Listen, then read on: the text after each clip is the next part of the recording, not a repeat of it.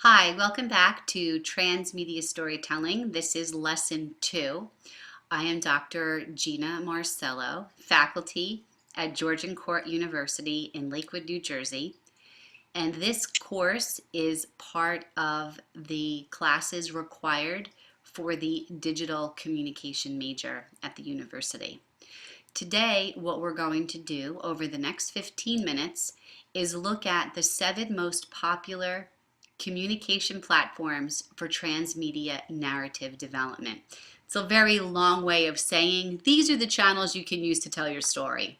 And I'm going to use Star Wars as a case study because, for one, there's so much content out there already with Star Wars, and for two, Star Wars really is the original transmedia storytelling franchise. I don't think anyone could argue that. It truly is. So everyone knows Star Wars. It's been around for a long time, and the franchise is just growing by leaps and bounds since ABC and Disney acquired it. So we're going to look at it through the lens of a transmedia narrative that's told through multiple platforms. And as we're doing that, I want you to think about your own narrative platform or franchise that you've selected. So everyone in class is required to select a franchise that they're going to share with the rest of the class. We're going to learn about why you like a particular franchise, and then you're going to analyze that franchise for how good they are at really telling their story. So today's lesson will help you identify some of the places you can go to look to do your research if you're not all that familiar with the franchise, and perhaps you're not a really big fan, but you like the show or you like the movie, or maybe you like the comic book series or you like the book. So the first part of this process that I want you to think about is who is the audience that this particular franchise really resonates with, because your audience is going to drive your selection of where you're going to put your resources.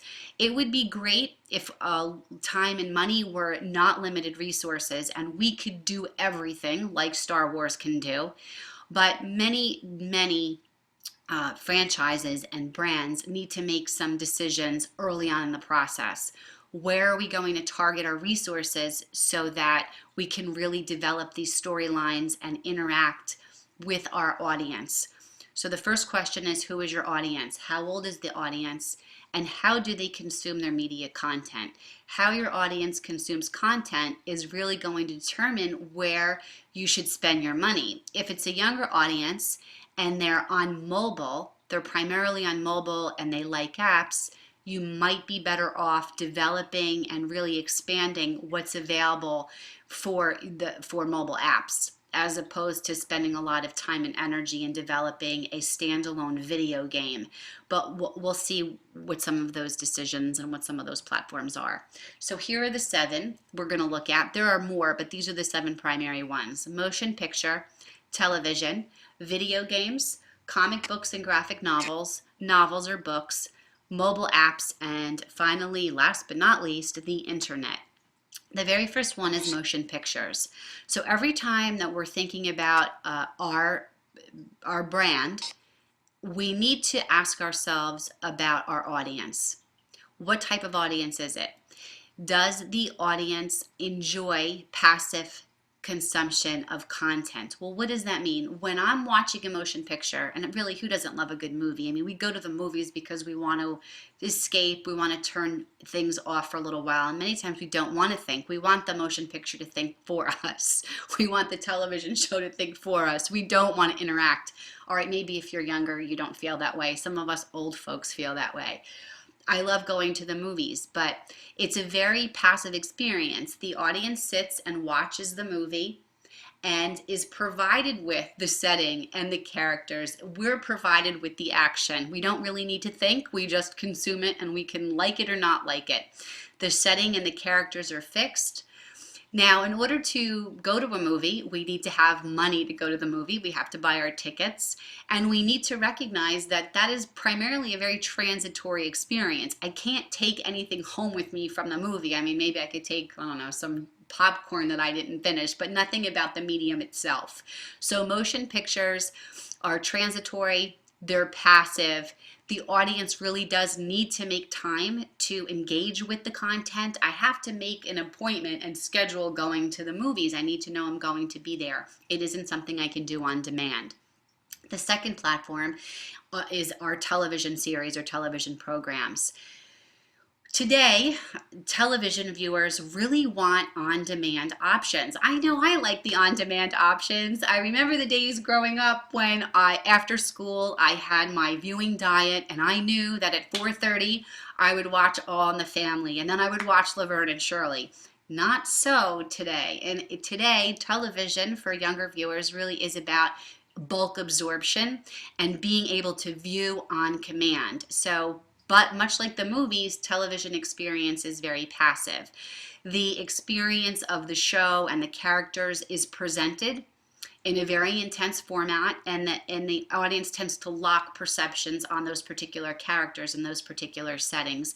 And if you can really think about it in terms of when an actor tries to move from a very popular television series and do something else, it's very hard for the audience to envision them as another character, because we fall in love with them as the character they are on a particular show. The next platform are video games.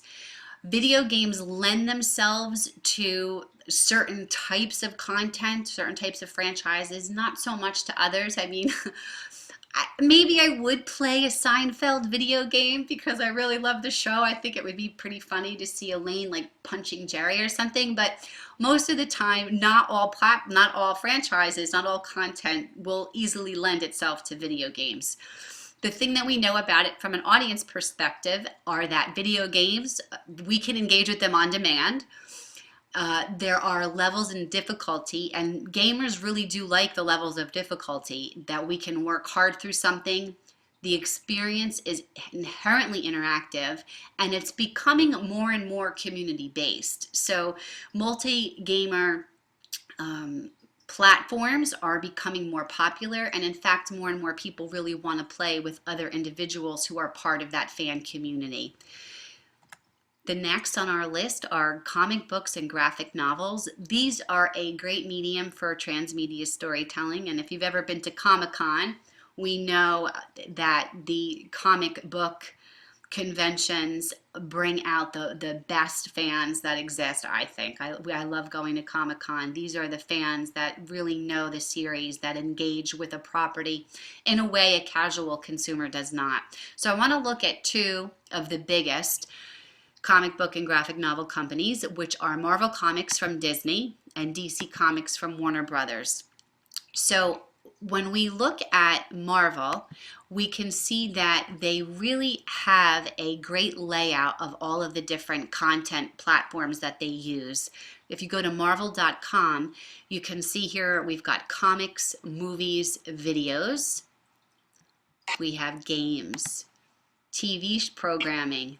We can learn more about the characters. Oh, I forgot. I keep getting this really cool pop-up. Oh, look at that. And if you look at videos where it's available, the games, mobile apps, social. So Marvel does an excellent job of interacting with their fans. We also have DC Comics, and their website is very much laid out the same way. They organize their brands and their franchises based on the movie or television or a game. If I enjoy and I'm a big fan of a particular franchise, I can learn more by going to the website, and I can interact at a very deep level with the characters that I really enjoy. So we have graphic novels and comic books. Now, what do we know about the audience, the people who like to read comic books and graphic novels?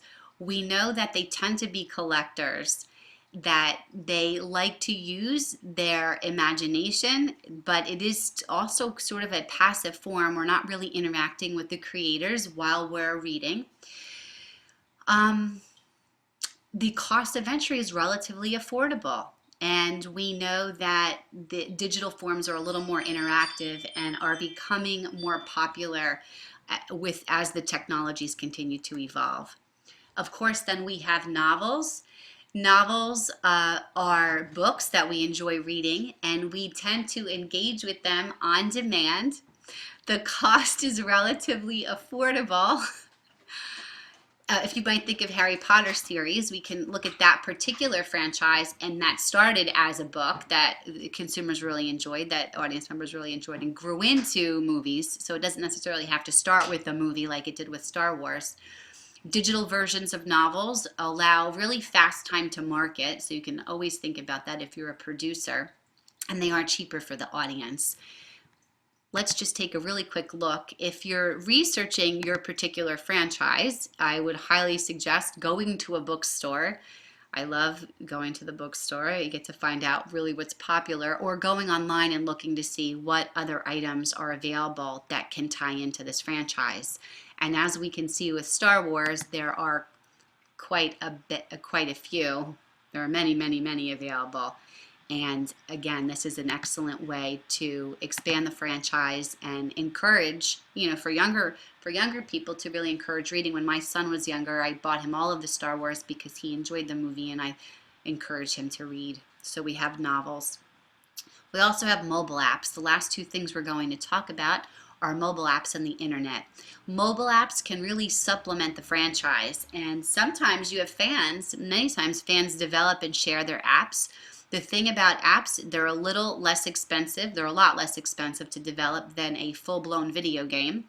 And there are many different choices that an audience member can have with a mobile app. So if I just pulled two from the iTunes store.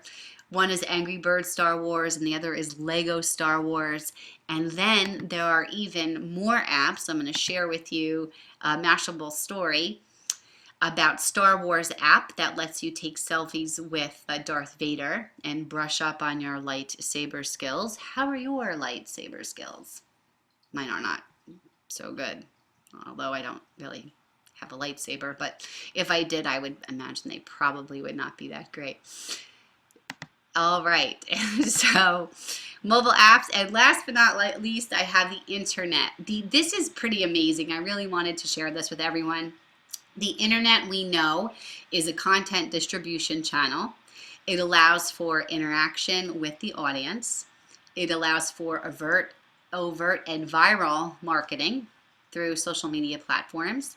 And it allows for alternate reality games. There is a game called Lightsaber Escape, and if you have not seen this game, I highly recommend right now, or actually when you're done watching this, or open up another window, go to the web page right here, lightsaber.withgoogle.com. Go there right now. And then I want you to take out your cell phone. And in your cell phone, I want you to pull up Safari, pull up the internet, and type in the browser here, g.co/lightsaber/ddjuy. What this will do is sync your phone with your computer and allow you to play, increase your lightsaber skills on your phone. Okay, great. I don't know why that's coming through. I don't even know, I lost my train of thought. I'm not recording this again. It'll work, trust me, you'll enjoy it.